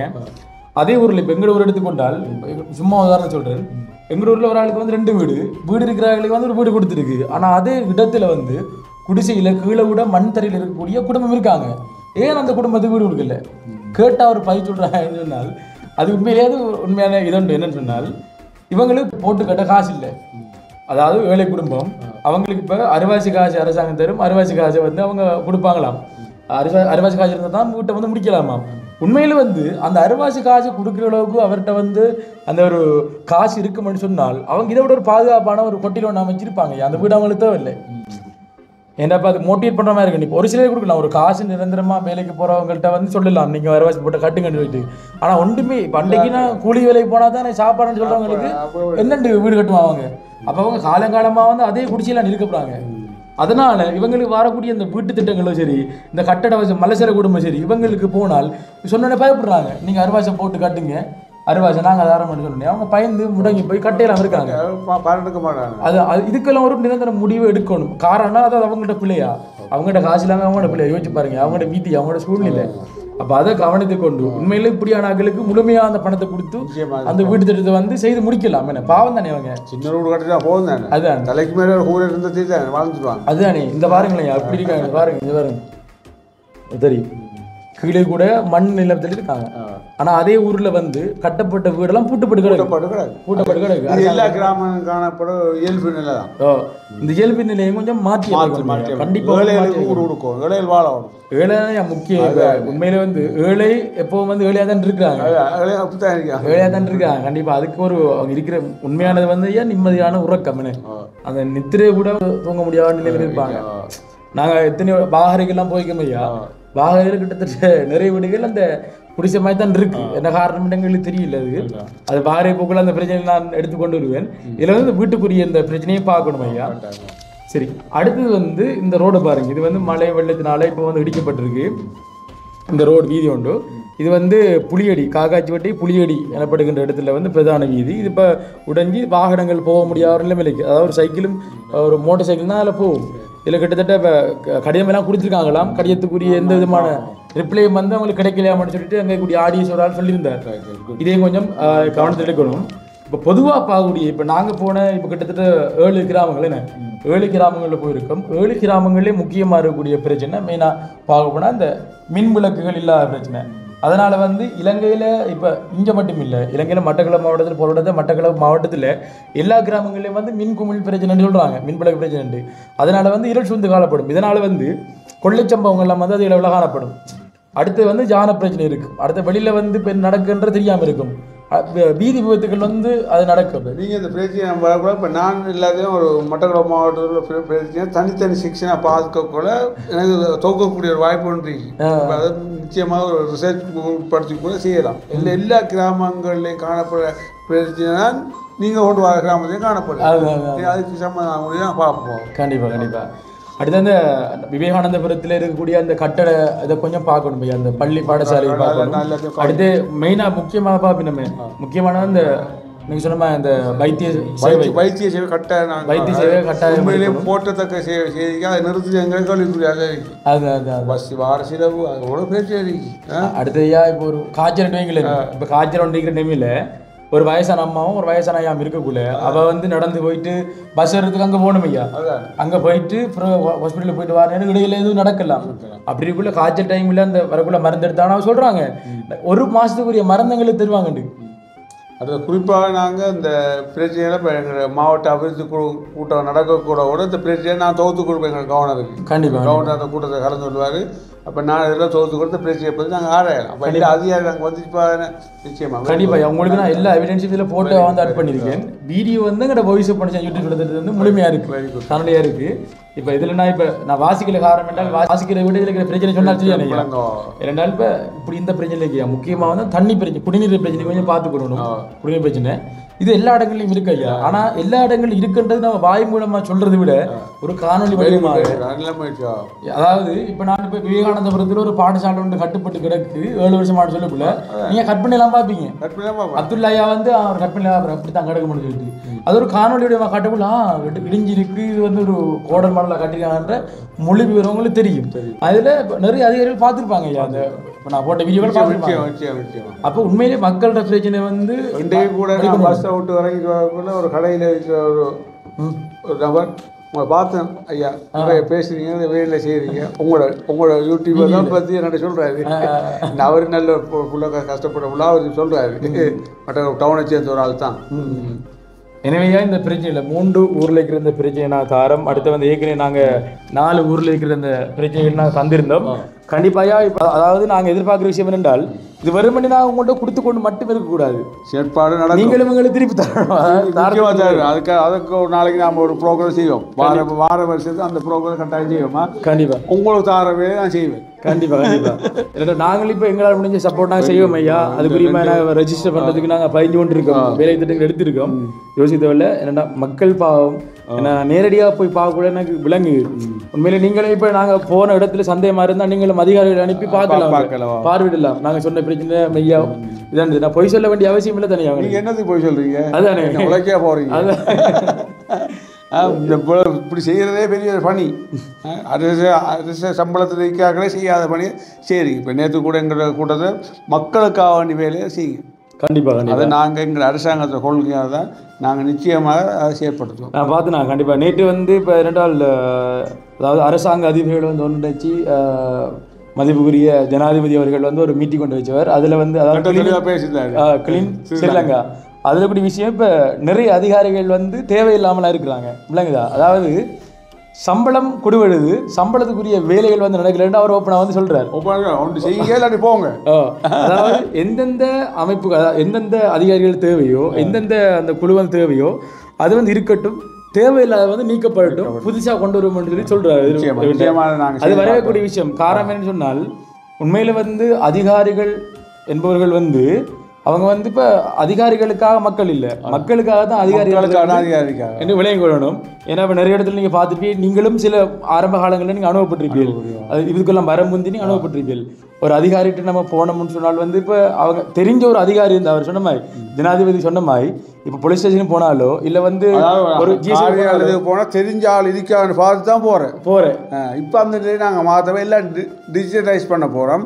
அப்போ நாங்கள் டைம் ஒன்று கொடுப்போம், இத்தனை மணிக்கு நீங்கள் வாங்க உங்களை பேசி பேசி போகிறோம். அடுத்த வேலையை செய்யணும். உண்மையிலே நல்ல ஒரு கருத்து ஜனாதிபதி. அதாவது ஒரு போலீஸ் ஸ்டேஷன்லையோ ஒரு ஜிஎஸ் ஆஃபீஸ்லையோ ஒரு டிஎஸ் ஆஃபீஸ்லையோ தெரிஞ்சால் ஒரு ஆள் இருந்தால் தான் வேலை நடக்கும். அப்படிதான் அவர் இல்லாட்டி போகாமல் அடுத்த புறம் போகிறார், அவர் போட்டு தான் வேலையை முடிக்கிறார். அது பிரச்சனை இருக்கு. இதில் வீடியோ பார்க்கக்கூடிய மக்கள் ஒரு சில எல்லாரும் அனுபவிக்கிறது தான். நம்மளோட கந்தன் நிற்கிறார், அவர்கிட்ட போனால் அவனை வீட்டை முடிக்கல, அவனை நம்மளோட சுப்பையா நிற்கிறான்னு அப்படித்தானே வேலை நடக்குது. கடமைக்காக மக்களுக்கு செய்கிறாங்க. இப்போ இன்னொரு இடத்துல இருந்து ஒரு ஹோலண்ட் வந்தது, ஒரு ஜிஎஸ் ஒரு ஆள் கொஞ்சம் என்ன சொல்றது இடத்தை சொல்ல விரும்பல, குடிபோதல் இருப்பதாகவும் மகளிர் சங்கத்திலிருந்து ஹோலண்ட் வேணும். மகளிர் சங்கத்துல அந்த பெண்கள் விஷயத்த வந்து பாக்குறீங்க, பெண்கள் ஏதாவது ஒரு விஷயத்த கொண்டு வந்தா பாக்குறீங்க இல்லையா, அதனால கொஞ்சம் பிரச்சனையாக நேற்று தினம் கோல் எடுத்தவங்களுக்கு நீங்க அந்த ஜிஎஸ்ல நம்பரை எனக்கு தாங்க, நான் நாங்க அவர் நேரடியா சந்திக்கல. ஏண்டாலையா எங்களோட நோக்கம் வந்து ஒரு ஆளை திருத்துறது ஒழிய அவரை வந்து மானவங்கப்படுத்துறது இல்லை, மானவங்கப்படுத்துறோம் இல்லை, அவருக்கு நாம தண்டனை வழங்குவோம் இல்லை, அவர் மக்களுக்கு சேவை செய்யக்கூடாத மாற்றணும். நிறைய ஜிஎஸ் மாதிரி அவங்க தான் தோன்று சனமாக நடக்காது, நிறைய முறைப்பாடு வருது. சாப்பாடு உணவுகள், அந்த கற்பிணி தாய்மார்க்க சத்து உணவுகள்லாம் கொடுப்பதில் மிச்சம் பின்னிக்காகலாம். அது சம்பந்தமானதுக்கு நாங்கள் எக்ஸ்ட்ரா எடுத்து கொண்டு இருக்கேன்.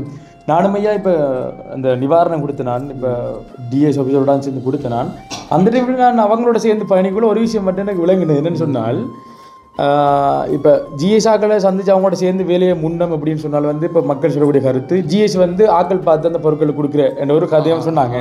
அதோட சேர்த்து நாங்கள் ஜிஎஸ் ஆக்களோட சேர்ந்து அதை கொடுக்கக்குள்ள ஜிஎஸ் வர்ற கஷ்டத்தை நாங்கள் பார்த்துனாங்க. காரணம் என்றால் என்னென்னு சொன்னால் அவங்களுக்கு இப்போ ஒரு 450 குடும்பம் இருக்குன்னு சொன்னால் அவங்களுக்கு கிடைக்க ஒரு 100 பொதி அதை வந்து அவங்க செலக்ட் பண்ணுறதுக்கு படுற வாடனை பார்த்துனாங்க எப்படி செலக்ட் பண்ணணும். அப்போ அதனால வந்து இப்போ இருக்கிறாக்களும் வந்து நிவாரணத்தை கட்டி உணர்ந்துருக்காங்க இல்லாக்களுக்கு போய் சேரும் இல்லை. அப்போ அதனால இப்போ அவரில் மட்டும் நம்ம குறைச்சல் இல்லாது மக்களும் திருந்தோணும். ஏன்னா இந்த மக்கள் யானை போட்ட மருந்த வித்தான செய்யணும் யானை எங்கே போகிறது. அதே மாதிரி ஒரு சில ஜிஎஸ்சி மாதிரிலையும் பிரச்சனை இருந்து ஜிஎஸ்சிக்கு வந்து என்னோடது வேர்த்து விரிவுத்தல் வந்த சம்பவம் இருக்கு. நான் கொண்டு போக்கல அதெல்லாம் வேறு என்னன்னு சொன்னால் சேவையா செஞ்சால் யாருக்கும் பயப்பட வேண்டிய அவசியம் இல்லையா. அடுத்தது இதை கொஞ்சம் தயவு குறித்து நாங்கள் மீண்டும் மீண்டும் கேட்டுக்கொள்வது தீர்வு பொதியை நான் அவங்கள்ட்ட தருவேன். கண்டிப்பாக கண்டிப்பாக அறிக்கையை அவங்கள்ட்ட தருவேன். கண்டிப்பாக அப்போ தானே ஐயா இப்போ உங்களே ஒரு நம்பிக்கை கொண்டு வருவாது. இப்போ என்னென்றால் இப்போ நானும் இந்த திட்டத்தை வந்து இப்போ முதல் செய்கிறேன் செய்யக்குள்ளே இப்போ எங்களோட சப்ஸ்கிரைப் பண்ணுறவங்க எங்களோட குடும்ப உறவுகள் வெளிநாடு கூடியவங்க இளைஞர்கள் கூடியவங்க விரும்பினது வந்து நான் இப்போ புலம்பெயர் உறவுகள்கிட்ட வந்து காசு வாங்கி ஒரு தனிப்பட்ட ரீதியாக வந்து ஒரு குடும்பத்தை சந்தித்து அவங்களுக்கு வீடு கட்டி கொடுக்குறது அவங்களுக்கு மலை செலவு கூட கட்டி கொடுக்கண்டு இப்படி செஞ்சுருந்தாங்க. இப்படி நாங்கள் இந்த திட்டங்கள் செய்யக்குள்ள கொஞ்சம் வரவேற்பு கொஞ்சம் குறைஞ்சிருக்கு. காரணம் என்னன்னு சொன்னால் இப்போ ஆரம்பத்திலிருந்து அரசாங்கத்தில் ஏற்பட்ட ஒரு நன்மை இப்போ புது அரசாங்கம் இது செய்யும்னு நாங்கள் நம்புகிறோம். அதே மாதிரி இப்போ எங்கிட்ட இந்த வேலைகள் நீங்கள் செய்யக்குள்ள அந்த மக்களுக்கு கொஞ்சம் நம்பிக்கை வரும். அதனால் இப்போ நான் கொடுக்கல இப்போ ஒரு சில வந்து கை சொன்னாங்க நீங்கள் சும்மா கொடுத்து கொண்டு இருப்பீங்களா அவங்களோட வேலை செய்ய மாட்டான்னு சொல்லிட்டு அப்போ நான் வாக்கு பழைய இப்போ நாங்கள் இருக்க புதாக்கா அடுத்தது நாங்கள் இந்த வேலை கேட்டில் இந்த மக்கள் பணிக்காக நாங்கள் வந்திருக்கோம். எங்களோட அரசாங்கத்தை கொள்கையை நாங்கள் வெற்றி ஆட்டோம். கண்டிப்பாக அதுக்காக நான் வந்திருக்கிறேன். நிச்சயமாக இந்த வேலையில் நான் ஆக்ஷன் எடுத்திருக்கேன். அதெல்லாம் அவங்களுக்கு சரி வேணும் சார். கண்டிப்பாக ஐயா இந்த 2 தீர்வு தந்தது மாதிரி அடுத்தது வருவீங்க. கண்டிப்பாக அதுக்கடுத்து நான் எல்லா வேலையும் உங்களுக்கு நான் என்ன நடவடிக்கை எடுத்தேன்னு உங்களுக்கு சொல்லுவேன். கண்டிப்பாக ஐயா இதுக்குரிய நடவடிக்கை எடுத்து மக்கள்கிட்ட பிரச்சனை தீர்வு பண்ணோம். அதாவது இப்போ இந்த மருத்துவ சேவையெல்லாம் போக மாட்டோம் உண்மையிலேயே சந்தேகப்படுவாங்க. அடுத்த இந்த தண்ணிலாக்களுக்கு தண்ணி போனால் சந்தேகப்படுவாங்க. இப்போ யானை பிரச்சனைலாம் தீர்க்க முடியுமான்னு எனக்கு தெரியாது. ஏன்றால் அது இப்போ ஒரு பிரச்சனை மட்டும் தீர்க்கிறாது.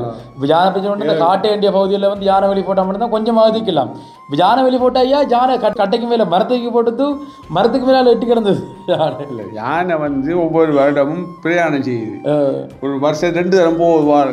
அந்த பாதையில் நாங்கள் இருக்கோம். அது அதுக்கான வழிகளை நாங்கள் அபகரித்ததால் ஆக்கிரமித்ததால் அது நம்மளை நோக்கி வருது. அடுத்தது யானை பிரச்சனையை தீர்க்க சில திட்டங்களை நாங்கள் வச்சிருக்கோம். அந்த திட்டங்களை நாங்கள் அறிமுகப்படுத்தோம். அடுத்தது உண்மையிலே யானை இந்த மாவட்ட செயலகங்களோடு இந்த அம்பாறை மாவட்டத்தில் மட்டும்தான் இருக்கு. இந்த ரேஞ்ச் ஆஃபீஸ் ஒன்று ரேஞ்ச் ஆஃபீஸ் எங்கே இருக்கு கல்லடி இருக்கு. கல்லடி யானை இருக்கு முதல்ல பிடிக்கலாம் எனவே அப்படியான பிரச்சனையும் இருக்கு. அப்போ இந்த ரேஞ்ச் ஆஃபீஸை விட ஒரு டிஸ்ட்ரிக்ட் ஆஃபீஸில் எடுக்கிறதுக்கான ஒரு போராட்ட முயற்சி நாங்கள் செய்து கொண்டிருக்கோம். அப்படியான நிறையா அந்த அதிகாரிகள் ஆயுதங்கள்லாம் கூட வரும். இப்போ சும்மா 2-3 வடியிலும் அதை வச்சு தான் இந்த முதல் பிடிக்கிற இடத்துல கல்லடி வந்து அங்கே பொங்கலாவளிக்கு எப்படி போகிறேன். அப்போ இந்த பிரச்சனை அங்கே அடையாளம் என்னென்றால் போன வருஷம் வெள்ளாவளியில் வந்து அவருக்கு வந்து இப்போ ஒரு வனவிலங்கு அதிகாரியும் கேள்விப்பட்டிருப்பீர்கள். அவருக்கு வந்து 27ஆம் தேதி கல்யாணம். 24ஆம் தேதி பட்ட பகலில் ஒரு 10 மணி காலையில் யானை விரட்ட போன நேரத்தில் வந்து தவறுதலாக விழுந்தால் யானை வரை முடிச்சு 3 நாளில் கல்யாணம் இறந்துட்டார். ஒரு வனவிலங்கு அதிகாரி வெள்ளாவளியில் எல்லாரும் தெரியும். வனவிலங்கு அதிகாரி இறக்குறதுக்கு வந்து எங்களோட ஊரில் எங்களோட அம்முப்பாவரால் தான் அவர் வந்து யானை மிரிச்சு அதே இடத்து பக்கத்தில் யானை மிரிச்சு தலை சீதமாக இறந்துட்டார். இப்போ ஒரு மாதத்துக்கு முந்தி ஒரு மாதம் கூட இல்லை. இப்போ அந்த வழியில் வந்து காலை 2 முறிச்சு இறந்துட்டார். ஏனென்றால் உயிராபத்துக்கள் நடந்து கொண்டாண்டிருக்கியா. இப்போ நான் சொல்லி கொண்டிருக்க இந்த தருணத்திலே யாரும் யானை விரட்டி கொண்டாண்டிருக்கும். உண்மையான விஷயம் அதுதான். ஏனென்றால் இதை வந்து இப்போ தீர்க்க முடியாட்டி யானை பற்றி தீர்க்க முடியாட்டின்னு குறைக்கலாம். உயிராபத்துக்கு வந்து குறைக்கலாம். இவரெண்டா நான் ஒரு சில இதுகளை பார்த்தையா என்னால் முடிஞ்சு இரண்டால் தேனி வளர்ப்பு எல்லாம் வந்து வளர்த்தால் யானை வந்து வரவிடாமல் கட்டுப்படுத்த முடியும் எல்லாம் சொன்னாங்க. அது பனை மரங்கள் வளர்க்குறேன்ட்டு ஒரு சிலர் சொல்லுவாங்க. நான் பனைமரத்தில் இருக்கிற பனைமரம் சாப்பிட்டு வருமே அது பனைமரம் வரியில் வந்து நாட்டினால் யானை இதை தடுக்கலாம் அப்படின்றாங்க. அது பனம்பழம் சாப்பிட்றதுக்காக யானை அதிகமாக வரும் தானே ஐயா அப்படின்னு சொல்கிறாங்க. தடுக்கக்கூடிய முறைகள் தேநீர் வளர்ப்பு அதெல்லாம் கொண்டு வர நினைக்கிறேன். எங்களால் தெரிஞ்சது ஒரு சொன்ன தீர்வுகளை சொல்கிறேன் நாங்கள். அது வாழ்வாதாரமாக மாறும் இப்போ நிறைய விதிகள் இருக்கு. இல்லை தேனியை கண்டா பயமா மீது. ஓகே.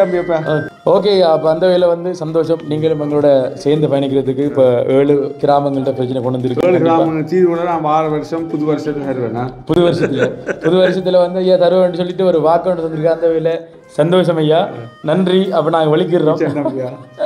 வேறு காந்தன வேறு மிது சரி மேடம். சரி, ஓகே, சந்தோஷம் ஐயா.